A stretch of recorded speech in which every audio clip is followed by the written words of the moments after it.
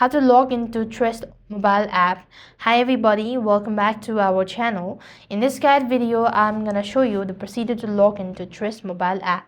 So for that, you just want to open up your respective app store, type in Trist Bank on the search bar and install the app. Now currently this particular app isn't available in my region, it seems. So just want to install it, and I'm going to use the browser version of it. Either way, the procedure is going to remain the same. So once you've installed the application, you then want to make sure to click onto the sign in button. And when you tap on the sign in button, you'll be asked to enter in or provide any user ID and the password associated with your account.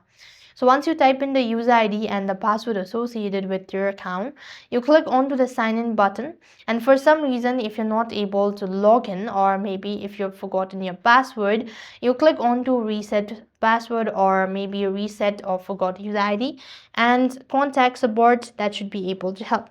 So this way you should be able to log into Trist mobile banking app. I hope the video was helpful.